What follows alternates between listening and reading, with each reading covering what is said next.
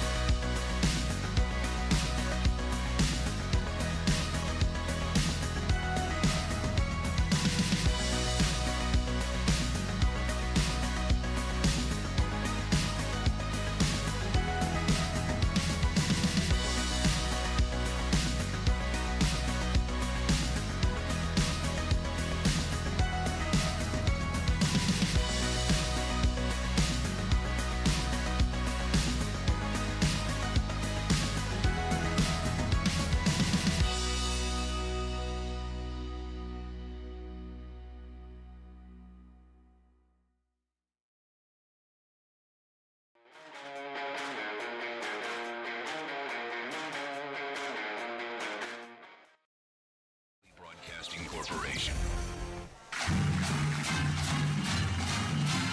It's time for UNA Football Night from Lost Pizza. For the next hour, we'll go in depth as we talk to your University of North Alabama Lions. UNA Football Night from Lost Pizza is brought to you by Lost Pizza Shoals, Burnley Spine and Sport, Singing River How about you? Brewery, Alabama Health Guidance, What's that? Renaissance Eye Care, Yeah, got them all. Turbo Coffee, Thank you, sir. and Brown Equipment Company. Live from Lost Pizza in historic downtown Florence, here's the voice of the Lions, Benjamin Ray. Well, welcome back down to Lost Pizza Shoals. It's week 2, episode 2 of UNA Football Night here. Benjamin Ray, Mike Ezekiel on hand on this Labor Day Monday. Mike, welcome, your season debut. Great to have you joining us. We missed you last week. We appreciate Brian Neese filling in. I don't know about you. We got back into Florence about 2:30 a.m. Saturday/Sunday morning. Today is Monday. All day today has felt like Sunday to me since we didn't have technical work in the office today. Yeah, it was a little weird. For me, though, I still worked on game notes a little bit, so it did feel like a little bit of a Monday, but I still got some of that Sunday as well. But first of all, glad to be here, glad to be back finally. First show for me. Last week, I feel a lot better this week than I did last week. I'll put it that way. So thank you, Brian. And since this is my first opportunity, I want to thank Lost Pizza and 93.9 The Score. This is an excellent venue, excellent radio station to be on, and really excited for another year of UNA football. North Alabama fell on the road at Western Kentucky 55-6 to open up the year. And Mike, it was our first and only FBS game of the year up in Bowling Green. Great start on the first 2-3 drives. Had an opportunity to be up big, and then we kind of saw Western Kentucky and the FCS power that a lot of people think they're going to be this year. Yeah, you're playing a team that's been to 6 straight bowl games, a team that they were in their conference championship game last year, the Conference USA. So not just an FBS team, but a really good FBS team. And to see what we did on those first few drives, if you take out that muff punt on the opening possession, UNA's got a really good chance to lead in that game early on. You just don't like how we move the ball and get that 3 and out on that first drive. There's a lot of takeaways, and I think Coach Dearman summed it up really well in the post-game show. In a game like this, you've got to take away the positives. You know, a lot of people got to play in that game. We didn't turn the ball over, at least on offense, and a lot of positives from that standpoint as well. So a very tough way to start the season, obviously, but that's probably, in my opinion, the toughest opponent we'll see all year. We'll chat with Coach Dearman coming up here in just a little bit. He was a little late coming off of the practice field tonight. They had to battle some of that weather that rolled into the Shoals area, some lightning delays, but he made it here right as the show was starting. So thank you very much, Coach. We'll catch up with him coming up next. Brian Dilworth, one of our defensive standouts, is going to stop by. So is Ian Vachon, new kicker, knocked down 2 field goals. So we'll chat with all 3 of them coming up through tonight's episode. Mike, we now turn our attention as well to SEMO, Southeast Missouri, out of the Ohio Valley Big South Conference Alliance, whatever it is they're calling that thing. Very good program, especially at the FCS level. They're receiving votes in the top 25 poll. Of course, we saw them last year down in Montgomery in the FCS kickoff, but it's a totally new team that we will see. Brand new quarterback, brand new offensive coordinator. They lost a quarterback last year that was the player of the year in that league. They also lost the defensive player of the year. So we know that they're a great established program. They lost an FBS game to Arkansas State last week, so it's going to be a big game for both teams trying to kind of set an early tone. That's right, and now you're back in FCS competition at your level.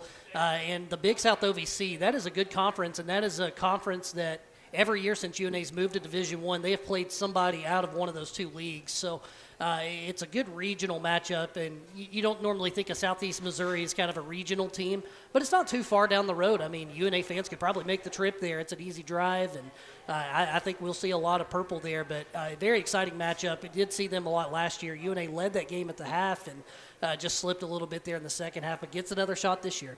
I was kind of dreading going to Missouri. The last time I went to Missouri for a football game was the Division II National Championship game. You and I spent about 22 hours stranded in the snow on the interstate. And I was thinking, here we go again, but it's only about 4.5 hours from Florence to Cape Girardeau, Missouri. So when you remember all the directional schools in Missouri, they're in the southeastern corner of the state. So it should be an easy trek for everybody. Hey, a couple of shout-outs that we want to give. Let's start with UNA Soccer. It had been a frustrating start for Chris Walker's squad. They had opened up the year 0-1-2 with 1 goal scored through the first 2 games. They were trailing Troy 1-0 at the halftime break last Thursday. Alice Bussey got them on the board. Olivia Heinert scored again. So they won their first game of the year 2-1 against in-state rival Troy. Then they blanked Southeast Missouri State, who we'll see on Saturday. Maybe that's a good omen, 3-0. And again, it was the captain, Alice Bussey, getting things going. It's good to see Bussey's back, and congratulations, Coach Walker, on getting it rolling over there. That's right, absolutely. Maybe Coach Walker set the tone for the football team on Saturday, getting it done last week. A couple days ago with that 3-0 win. And Alice Bussey, I mean, you got to think she's got a good shot at ASUN Player of the Week tomorrow. Just a great shot in the arm. I mean, to see her go out last year was really tough. And to come back, now she's looking like she's in midseason form. And Molly Parham played really good defense as well. She's up for Defensive Player of the Week, and Madison Vukas, what she's done in goal all season long, it's been really impressive. And speaking of SEMO, UNA volleyball opened up the year 2-1. They swept Grambling State to open the year. Then after that, they defeated SEMO 3-1, and so SEMO was the defending OVC champs. Reese Ricketts got going early on. She's been hampered just a little bit by some non-preseason injuries, but Dylan Gardner, 31 kills through 3 matches. She was a monster, I think, in that SEMO game it was. Yeah, she finished with 21 kills against SEMO, career high for her. Congratulations to Coach Johnson, and high expectations for Tristan, good friend of ours on the program, and it's great to see him get off to a great start as well to start his year. Yeah, absolutely. Getting a couple wins there, and against SEMO, it just seems like a common theme, another win for UNA in that column. So a good start. Reese Ricketts, obviously, that was the big name coming back that everybody wanted to see what she could do as a sophomore, and it doesn't appear she's slumping. So, I mean, that's really good to see. And just all across the board, Dylan Gardner especially stepping up, and that's a name that UNA fans will get to know. Kendall Barnes as well on the outside. So, I mean, you got a lot of potential across the board, and I can't wait to see this team when they come back home to Florence in September. Going to host Western Carolina and, of course, the University of Alabama coming to town. And last thing we need to talk about, all sports are back now at North Alabama. Fall sports are underway. Cross country reported about a week and a half ago. Actually, last Wednesday, I believe they reported. Maybe the Wednesday prior. I forget what day of the week it is now that we're into season. But they have their home meet Friday, Mike. Tell them how fans can check that out. That's right down at McFarland Park. I mean, it is a beautiful place to run cross country meet, and last year, I mean, it felt like you had thousands of people there to watch, and the entire baseball team was lined up near the finish line. As the runners would go by, they would cheer and maybe actually booed a little bit some of the other teams, but no, it was all in good fun, and it was a lot of fun to have a lot of people there from the community, and the cross-country runners appreciate it. That's free of charge, by the way, so anybody that can make it out, McFarland Park on Friday. A great cross-country meet coming up that morning. I believe it starts, 8 or 9? I don't have the exact time, but sometime in the morning on Friday. Visit RoarLions.com for some more information on that. All right, let's take our first time out. We've given Coach Dearman a little extra time to get some food down. When we come back, we'll catch up with the head football coach at the University of North Alabama right here on 93.9 The Score.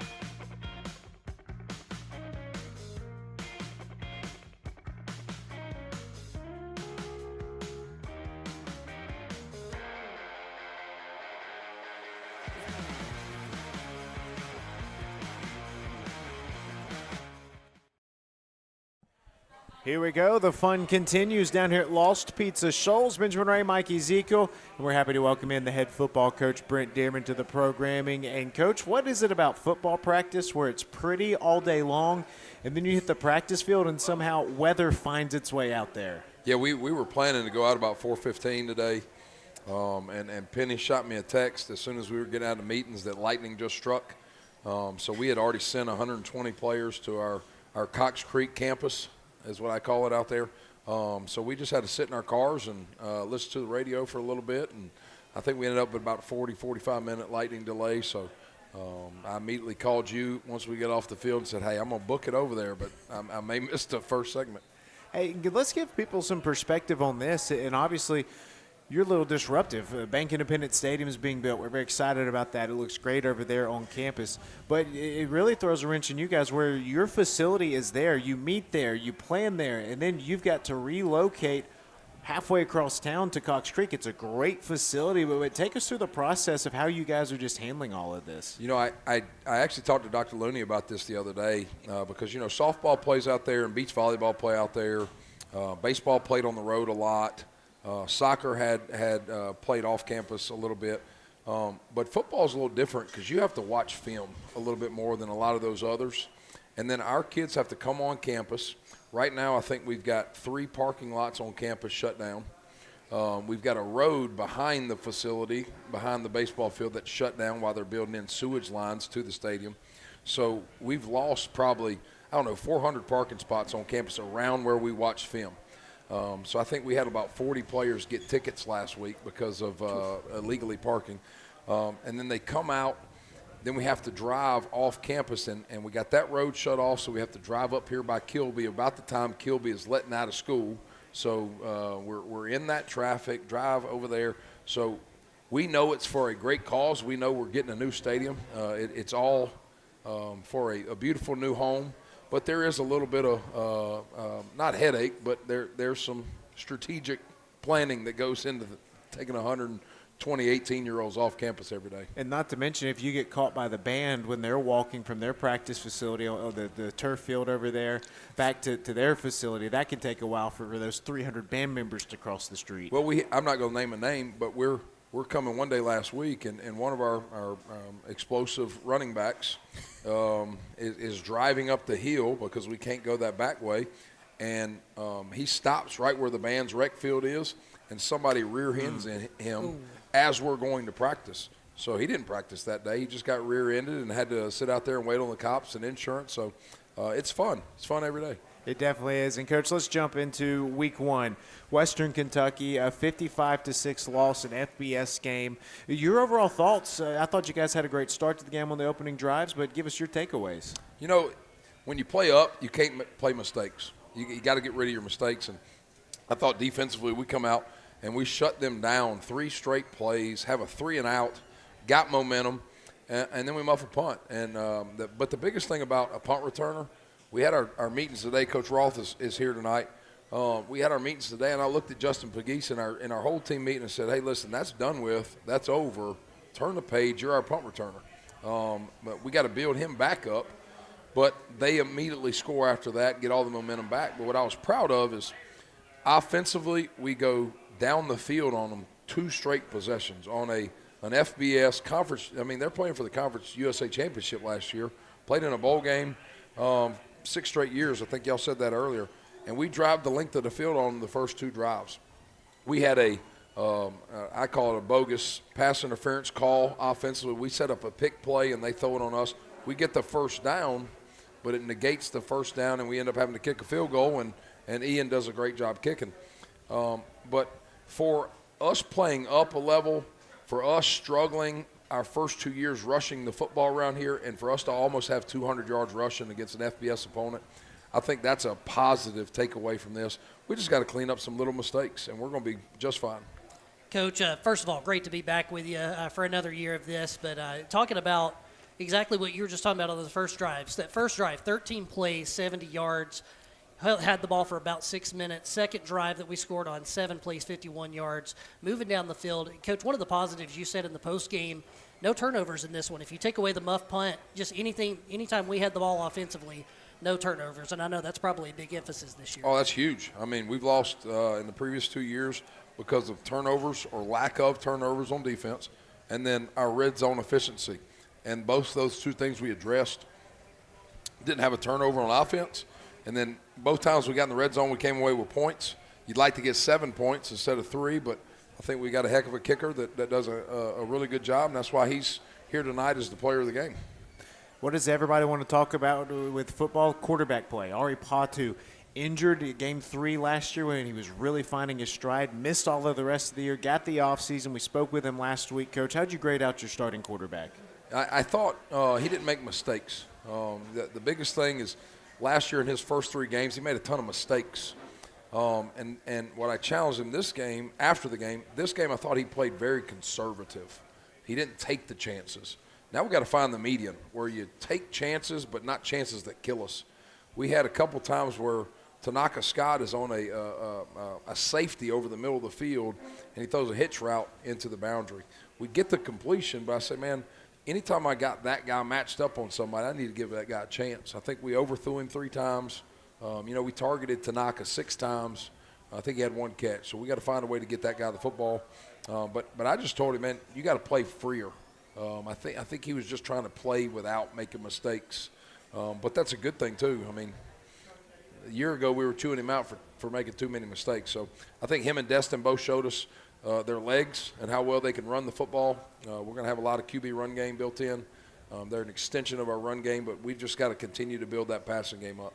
Coach, speaking of the run game, let's talk a little bit about the backs a little bit. Had a chance to shine there. It's tough to run against an FBS defense like Western Kentucky, but had a few explosive runs there. Somebody that stood out to me was Jalen Daniels coming back off the injury, and he just has such a quick first step and looked really good at times. And Juice Allen, just talk about what you saw in the run game.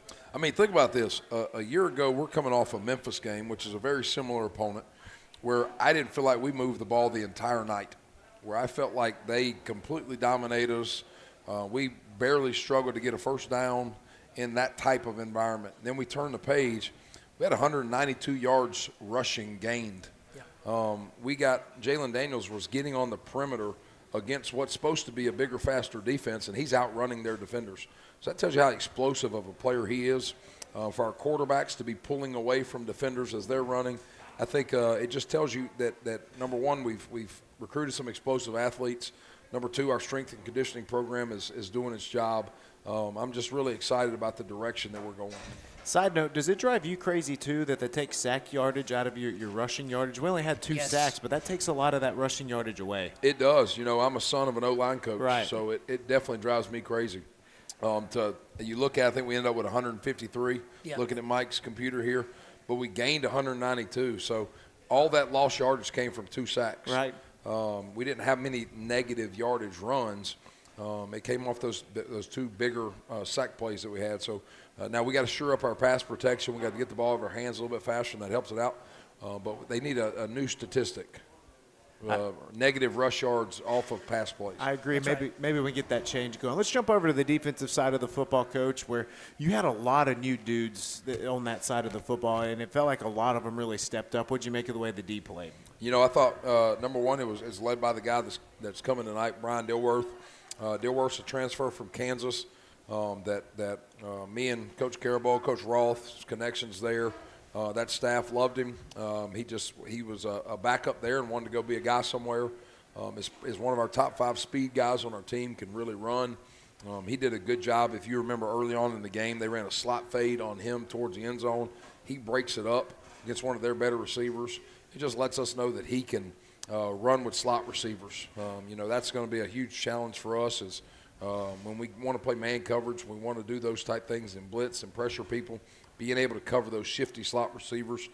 So I thought, number one, he played well. Our defensive line, I thought, played a really good game. We gave up a lot of pass yards, but didn't give up as many rush yards. We didn't get a sack, but we were putting pressure on him. Fred Villey was all over the place. I mean, Fred plays with an unbelievable motor. Jaheim Ingram, same way. Big Ox, the 3rd play of the game, takes a Division I center, bench presses him and slings him down on the ground.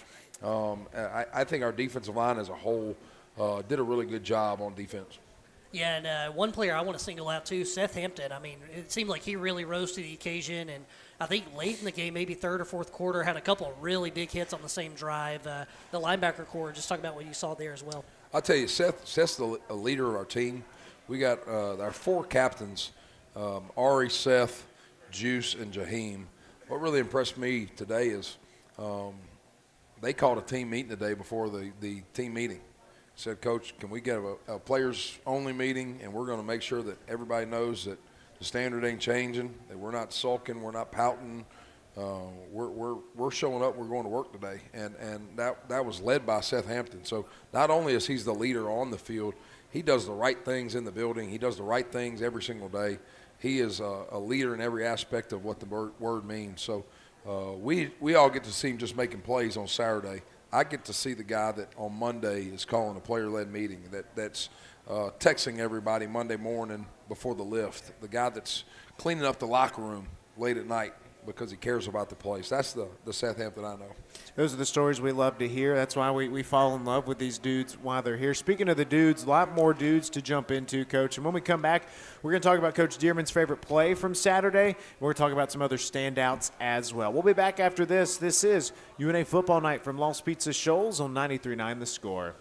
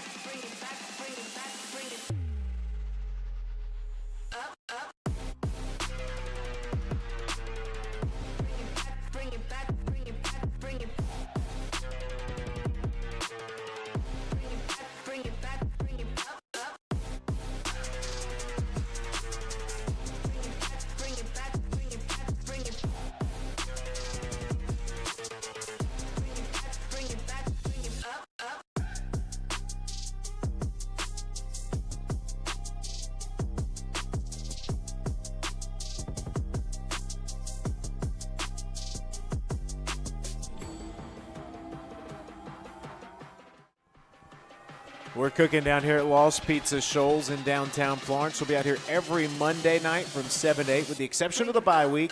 Come down, enjoy the best pizza in the Shoals area, talk some UNA football as well. Coaches and players are here. A lot of people out here tonight. Thank you for spending your Labor Day evenings with us. Coach, Labor Day to me is kind of the end of summer. Week 0 is a tease of football. Week 1 is like, hey, football is here. And I know you don't get to enjoy the holiday grilling, but if Brent Dearman had been firing up the grill today, what would you have tossed on? And then I'll tell you what I did. I tell you what, I've told you this already, and I tried to get you on the bandwagon. So if your wife's listening tonight, maybe we can get her on board. But for Father's Day, I talked my wife into letting me get a Blackstone. Yep. And I probably cooked 3 meals a day on that Blackstone all summer long. Now, I haven't cooked since end of July, but we get a cow in town locally, so I like a good sirloin or New York strip on that Blackstone. My dad did chicken and ribs today, and then a new fad right now is people are smoking chuck roast, kind of like briskets. So I did a chuck roast brisket today that turned out pretty good. Mike, what about you? I think that chuck roast was the one we were supposed to have the other day that didn't finish in time. That's right, yeah. No, I just did the basic, man. I didn't grill out today. I probably should have, but I went in the office and grinded out. But on a day like today, like Coach said, a sirloin or a ribeye would be great. And, of course, we're here tonight with our favorite pizza, so we've eaten good today from some barbecue to some pizza. And, Coach, speaking of things we like, you're a play caller. You're a great play caller. You've been doing it for a long time. What was your favorite play from Saturday? We'll kind of start doing this every week, our play of the game. I tell you what, there's hidden plays in games that people kind of forget about. But you go back to the first drive of the game. I think we get a 4 or 5 yard gain on the first play. We had a bust in communication between 2 receivers on the second play of the game on a little pitch play that they just let a guy run free, and we lose 6 yards. So that put us in a 3rd and 13 play. I remember vividly, it's left hash, 3rd and 13, and usually odds are stacked against us in that situation. Defense, they bring a blitz, play man coverage, and we throw a little screen into the boundary to Juice Allen. Tanaka Scott goes in and cracks a linebacker. Big Whit Mitchum, our left tackle, pass sets and gets out and goes out and blocks a DB, which is a very tall task, very tough task to do as an O-lineman. And then Colin Wright, our left guard, pass sets and releases. But when he releases, the linebacker that blitzed sees it and rats off, and Colin has to block a Will linebacker in space. So Whit and Colin block, and Juice splits the 2 of them, kind of runs through a guy right at the first down marker. And if we don't have all that stuff happen, we don't have the momentum on that first drive that scores that first 3 points of the game. So huge play just early in that game on that first drive. Yeah, really impressive. I remember that play, especially as soon as you started describing it. I remember Whit running towards our sideline full speed, and he got enough of the guy to make the perfect block. And then later on in that drive, just kind of going down the field, I think you got a 3rd and 4, try to convert another first down, get near the red zone. You have a 24-yard rush, and I think I remember Caleb having a block Heatherly on that same play that looked very similar. Yes, that was a speed option play we ran where our quarterback got us into that speed option, and Headley's out blocking, Pegues is out blocking as well. KJ Fields is out blocking, gets our running back on the high safety, ends up being an explosive play. I think we converted 3 third downs that drive. I think we ran a sweep to Jalen Daniels as well, where he outflanks the defense and goes and gets 4 or 5 yards on a 3rd and 2. So that first drive of the game, converting 3 third down conversions was huge. So we talk about some more dudes that shined the other day, Coach. Offensive line, we thought going into this year it would be a strength. Whit Mitchum, Colin Wright, Drew Lawson, Ryan Walker, Noah Boltikoff. It felt like those 5, especially in that first quarter, looked in sync. How did they grade out? I'll tell you what, a guy that didn't start the game won Offensive Lineman of the Week for us. Those 5 guys played fairly well. I'd say of those 5, probably Whit Mitchum has probably played the best game of those 5. We kind of challenged a couple guys that they got to do a little bit more, but our 2-year starting center, Gage Saint, came in and played some guard toward the end of the second quarter, in the second half a little bit, and played really well, which lets you know the depth we have. When we can bring in the 6th O-lineman and he can win O-lineman of the game. Julian Navarrete is a transfer junior college player that came in and played some center for us late in the game and did well. Big Raekwon Goldwaith came in. He's the tallest guy on the field, and I'm sure everybody sees him. Comes in and plays left tackle when we pulled Whit later in the game, and played well. in that game too. So when you got 8 guys that you're playing against that level of talent and only give up 2 sacks, which a sack's never good anyway. But when you only get pressure twice, and like we've talked about, get 200 yards positive gain rushing, I think our offensive line is improving, and it's a testament to Ben Thomas and the work that he's doing. Coach, let's flip to the defensive line as well. You talked about them being a standout position group last week, and really, to me, it starts with those 2 interior guys, Caleb Brown, Jaheim Ingram, just a great presence. And there's some other guys that really stood out. Lance Bassett was one that I saw. He just has a presence on the field. What about that position group? You know, another one, those 3 guys are amazing. They did a really good job. Jaheim, I can't say enough good things about him as a leader of this football team. It means something to wear that number 44 jersey. It means something to him. It means something to his family. Big Ox getting granted the 6th year of college football. He's old as half our staff, so he should know a lot of football at this age. But he had some dominating performances against their offensive line in one-on-one situations. Big Fred, I've already mentioned. Big Fred was all over the place. I call him Big Fred, but I think he's about 5'10". He's a rock, though. But he is. He sure is. Those guys have been begging me to play a little goal line on the offensive side of the ball. I said, hey, listen, if we get this amount of sacks or if we get this amount of TFLs, maybe we'll start bringing in a goal line package or something. Hey, and Big Fred's got to show the hands off. He's got to catch that interception in that opening drive. Absolutely. Hits him right in the hands, definitely. Coach, a guy, that local guy that we don't that doesn't always get named, that had some plays in this football game is Walter Goggins from Dessler High School. Yes. Stepped up and made some big-time plays in this game as well. So I thought as a whole the defensive line showed up. Coach, we've talked about a lot of dudes, and that's what we wanted to do is highlight them. Is there anybody else that we have looked over that we have not mentioned so far that really just stood out as you watched game film? We said Pegues. It was tough last year. We had 3 senior receivers that played a lot of football around this place with TK and Dakota Warfield and Kobe Warden, but then you bring in Justin Pegues, has 5 catches in his opening game at UNA, has 2 big catches over the middle of the field, and that's not a place that a lot of receivers like to go, over the middle of the field. That's usually where the big guys are. So he came in, and after that muff punt, to be able to go over the middle of the field and make those plays, I thought he's a guy that played well. Caleb Heatherly had a career high or career tying amount of catches. He reminded me of it on the bus, so I want to give him a shout out as well. But I thought it was a lot of guys that showed some positive things, but as a whole, we need to get better. He said, hey, Coach, I'm more than a 6 offensive lineman, right? Absolutely. He gives me a hard time that I called him an extra tackle every now and then. Well, Coach, we appreciate you breaking this down with us. We'll let you go enjoy some more pizza and fellowship with your coaches over there. And we got a couple players to chat with. We'll see who wants to go up first when we come back. We'll take a timeout. We'll be back with a couple player interviews here on Walst Pizza Shoals with UNA Football Night on 93.9 The Score.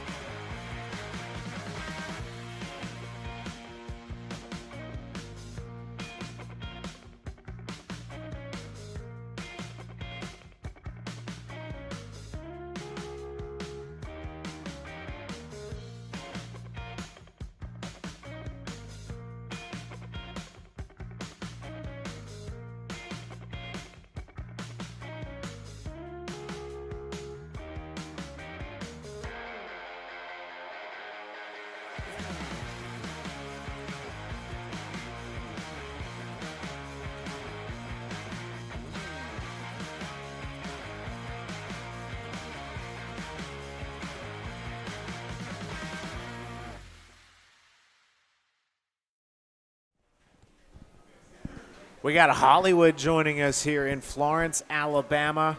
Coming up next year at Lost Pizza Shoals, UNA Football Night, we welcome in Brian B.J. Dilworth from Hollywood, Florida. His first year at North Alabama, transferring in from Kansas. 6 tackles in his North Alabama debut, a defensive back. B.J., man, how did it feel out there Saturday making your North Alabama debut? It felt great, honestly. I haven't played in a little while, so just getting back on the field just brought that energy back into me to play and go my all. So I really liked it, honestly. Energy. What has stood out the most about the energy of this program as you have joined it? The coaches, the players, we all come together as one. Anything goes wrong, we don't fuss, fight with each other. We come together, talk about it. And then the energy is contagious on the field, on the defensive side and offensive side. But I'm on the defensive side. I try to hype my guys up as much as I can, give them that energy, because energy is contagious, like I said. It rolls over into plays and plays after. So I keep the energy, keep the vibes good, and we go out there and play. Yeah, and it's evident to see that energy when somebody makes a play. You guys are all there, even in practice. I mean, the energy is just so high. Offense and defense making each other better. BJ, officially welcome to Florence, and it's obvious the connection that Coach Dearman and a lot of the staff members have with the University of Kansas. That's where you were before here. Talk about what it's been like transitioning from Kansas to Florence and how you got here. So the transition, I would say it was kind of rocky because I didn't know where I was going at first. But Coach Damon, Coach Lockett, Coach Carabell reached out to me, waited some time, talked about it with my parents and stuff like that, made that transition over. But the transition was actually smooth. They made everything nice and easy for me. So when I got up here, it wasn't too much for me to do.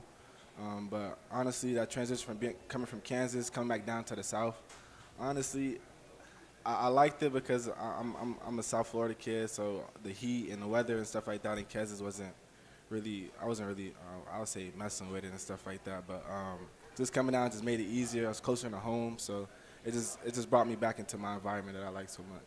This defense, what's been your favorite part about playing in this scheme under Coach Caraboa, who's wearing his Coach Belichick hoodie tonight?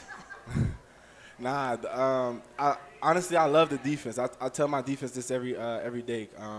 From the snap of the ball, everybody's shooting, flying to their gaps, getting to their spots, and it just makes me want to play more for them and just for the program. Because honestly, it shows that we care as much, that we want to play on the field and get to the play and make plays. So it brings more out of me to see my players and my teammates going harder on the field. So it was really fun during fall camp to watch the defense go against the offense. Just watch you guys talk to each other and communicate. It's all in good fun, and you are making each other better. My favorite matchup personally was watching you go against Justin Pegues. Talk about what it's like guarding a guy like that. So we go at it every day. So that's my guy right there. He's fast, quick, twitchy, and he brings the best out of me, and I bring the best out of him. So I'll see more as we go on in the season. I'll see more players like him, and it just gets me more comfortable with knowing I could guard somebody like this in this bracket and stuff like that. So just going against him gives us that competitive era, and it brings out the best, honestly. So I love that competition every time we go up for one-on-ones or anything like that. It's me and him for the first go-round, and then after that, just rotate. So, yes, sir. Off the field, what do we need to know about BJ? Off the field, I'm a pretty laid-back, chill guy, but I am fun as you get to know me. So some hobbies I do, I draw. I try to draw a little bit, paint, roller skate. So, I get out, try to be out and do some adventurous things sometimes. So, yes, sir. Roller skating. All right, there's a roller skate park right there next to practice. Are you ever tempted after practice to say, "Hey man, let me break the blades out"? Nah, not that type of roller skate. Okay. But more is just like just going to the ring. When I was little, since a kid, I stayed next to a roller skate ring. So on Saturdays and stuff like that, I walk to the ring and I have my skates with me with some of my friends, listen to music, skate around, and just have fun, honestly. Yes, Man, sir. that sounds like a great way to grow up. And obviously you're from Hollywood, but not the Hollywood people might be thinking of. What was it like growing up in Hollywood? Growing up in Hollywood, it's competitive, especially in football and in the sports area. So real competitive, and everybody wants to win. So just bringing that nature of being competitive to like other schools or to a different atmosphere, I won't say it's kind of hard, but it gets to a point to where it's like, how can I say this? Like, it gets to a point to where Like, you just want to compete and have fun at the end of the day. And it's nothing personal. It's just business. So, coming from South Florida, we got some great guys that come from down there. And just playing with those guys just help me build my courage and my confidence up to get onto the field. So, yes, sir. Well, BJ, we love having you here at Florence, at UNA here in Florence. It was great to see you flying around on Saturday. And defensively, how do we gear up for SEMO, and what can we expect on Saturday? Expect flying around, getting to the ball, making plays like we always do, but shutting down their defense. Shutting down their offense really. So run game when they get in 12 personnel and stuff like that, pass 10 and 11. Just lock it in and focus on the details. So, yes, sir. Well, it's been great chatting with you, man. We appreciate you joining us. That's Brian B.J. Dilworth. He's now a Lion from Hollywood, Florida. Thanks for the time, and welcome to Florence again. Yes, sir. We'll take a timeout. We'll talk to the special teams hero, Ian Vachon, when we come back. This is UNA Football Night from Lost Pizza Shoals on 93.9 The Score.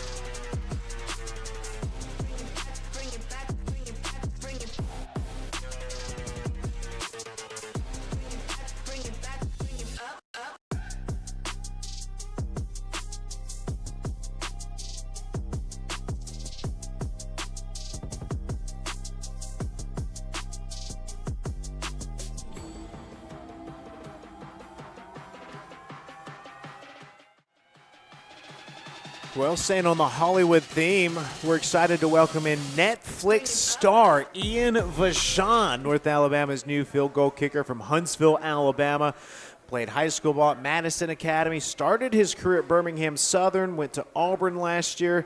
Now we've got him here at the University of North Alabama. He was 2 for 2 in his Lion debut, knocking down field goals from 47 yards and 25 yards, and all 3 of his kickoffs went for touchbacks. Ian, thank you for joining us, man. And how did it feel out there kicking at North Alabama for the first time Saturday? It feels good every time you get on the field. So, but this is a special program in my heart. I mean, wanted to come here out of high school. So getting to put on the purple is pretty special on Saturday. You told us that day one of camp you did some media, and you said it's been a dream of mine to play at UNA. Did you ever imagine that your path would take you just all over the state of Alabama and ending back up north? Yeah, no, I think my path to ending up here is definitely unique, going to D3 and then playing in the SEC somehow, and then now ended up here. So I definitely think it's one of a kind. It's funny you say SEC somehow, but yet you had one of the most impactful field goals of Auburn's season last year. But your journey to get there is amazing, and you kind of alluded to it. But starting at Birmingham Southern, and then the school obviously closes the doors, and it makes it really tough. A lot of people had to go a lot of different places. In fact, you might have been on the team. I was at McMurray at one point, and Birmingham Southern, McMurray played a couple times at Arkansas. You might have been there for that. I don't know, but. Talk about what it was like after that happened at Birmingham Southern and how you found your way to Auburn before coming to UNA. Yeah, so, I mean, school closes we get the news in like March or April. School closes. I wasn't really going to play football, so I started working. I was working for a roofing company, and then I get a call about late July. It was the analyst, Paxton Montgomery at Auburn. He gives me a call, and he's basically saying that they need kind of an emergency backup. Alex McPherson's gotten sick, so next week I'm down in Auburn starting fall camp. So, I mean, that was definitely a full 180 in my life, going from working pretty much for the rest of my life to getting to play in the SEC. And then going from joining the program thinking that you're just going to be an emergency kicker, right? Well, guess what? You ended up kicking some last year. Yes, sir. What was it like kicking in some of those big SEC stadiums and some of the circumstances you did, like the Texas A&M game-tying field goal? It's one of a kind, really. Pretty extremely special for me and my family to get to do that. The big games, I mean, they're exactly how people play them out. I mean, that's why I love football, getting to kick those in those games, and that was such a big-time game for both the program. And, I mean, they're still showing it on TV, like, as of last month. So, I mean, that just shows you how much fun it was to play in that game. Yeah, and fast forward, you talked about growing up. You knew about UNA, always wanted to be part of the program. Full circle, you're here, and then you're in your first game against Western Kentucky. You get an opportunity to kick a 47-yard field goal, and for those that don't know, that is the longest field goal for UNA since 2019, and it was almost exactly 6 years ago from that day that you kicked that field goal. But what was going through your mind in that 47-yarder, and just walk us through it. I mean, don't miss. No, definitely. I mean, these guys on offense and defense, they bust their tail all week during practice and then on Saturday. So, I mean, anytime I go out on the field, I'm just trying to do my job for them. And then my snapper, Braden Forcecut, and my holder, Adam Watford, make it really easy on me. So it's just about going out there and kind of doing my routine and punching the ball through the post. Take us through your mindset getting ready. When it's a 47-yarder, are you thinking, man, I got to get a lot of leg into this? When it's the 25-yarder, are you thinking, okay, this is a chip shot? Or how do you approach those kicks? I hit every ball the same, so no matter if it's a PAT or if I'm hitting from 60-plus, hopefully if Coach Dearman gives me a chance. Yeah, but I approach every ball the same, hit it the same. Those shorter ones on the hash are definitely more difficult because of the angle, but the longer ones, I mean, you're just hitting the same ball. Aim small, miss small, so I'm aiming for something in the background. Maybe like last week I had a flagpole, so that was pretty nice. But, yeah, just keeping the same routine, I think that's pretty crucial.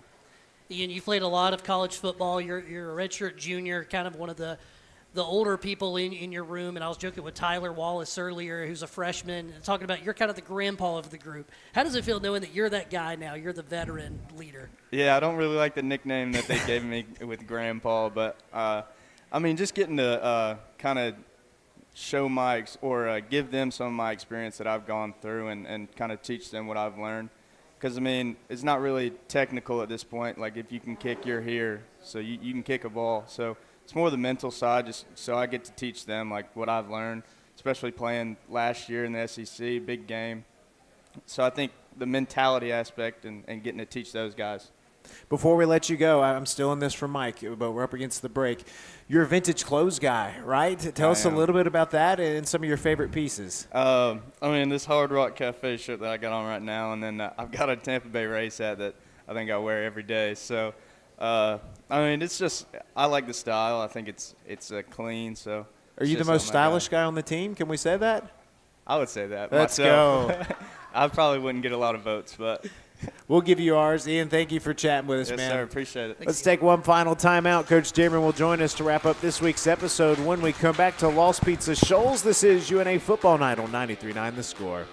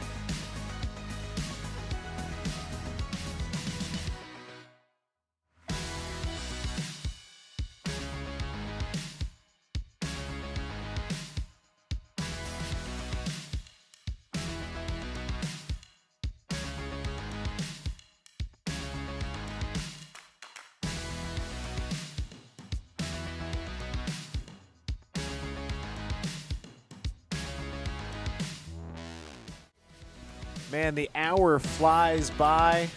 Benjamin Ray, Mike Ezekiel, head football coach Brent Dameron, talking about shows we like to stream and watch. Coach here was mentioning watching Lost, and you got sucked into it about 4 a.m. You find yourself watching. I was the same way. I watched it back when it was on way back in the day, and when I started, I was watching one season. And I was like, oh my gosh, it's 5 a.m. and I've watched half of this season. Well, I don't get to watch shows until the spring and then the summer, so I think there was one all season that Lost was on like Netflix or something, and one spring I just started it and got hooked and found myself at 4 a.m. So what am I doing? I'm a grown man. I'm up watching shows at 4 a.m. My wife and I did that same thing during COVID, but there's nothing going on in the world. All right, Coach, we chatted with some outstanding young men. And tell us a little bit about Brian B.J. Dilworth and Ian Vachon, two new guys, and what they've brought to your program. You know, Brian's a spark plug for our defense. I think he led our defense in turnovers in fall camp, found a way to get to the football. You know, he's our backup punt returner as well, so that tells you how explosive he is. Just needed an opportunity. He was sitting in Kansas, where we've got a lot of relationships with me, formerly coaching there, Coach Carabola, Coach Roth formerly being there as well. So those guys still on the table for him. You know, Brian's a heck of a person. A lot of people don't know this about Brian. He's from South Florida.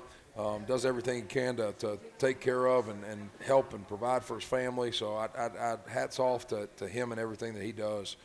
Ian Vachon, I'd gotten 3 people reach out to me about Ian from his high school coach. He don't even know this. His high school coach, Chad Lunsford, is a special teams coordinator at Auburn. Me and him were together at FAU. He reached out to me. And then lastly, somehow Steve Pierce ran into somebody, and Steve Pierce hit me. And I finally said, man, if Steve Pierce is don't worry about the other people that actually know kicking and special teams. Steve Pierce brings him up to me last. And when that happened, I reached out to Ian and said, man, I've heard all about you. Would you like an opportunity to come here? And he said, Coach, that's been my dream school. And when you hear a guy say that, it's one thing for somebody to just want to go to school and play. It's another when you get an opportunity to get a kid on the phone and he says it's his dream school to come here. He kicked a game-winning kick against Texas A&M last year. Kicked multiple kicks in the Iron Bowl, and he's coming here. Man, it's special. Both of those two guys are special people. Coaches, we jump at our Burnley Spine and Sport preview. Another tough one, SEMO, Southeast Missouri, out of the OVC. Big South Alliance coming up this Saturday on the road. We saw them last year down in Montgomery in the FCS kickoff. Give us the early outlook. You know, their staff does a really good job. Their head coach has been there for a few seasons, has built a really good team.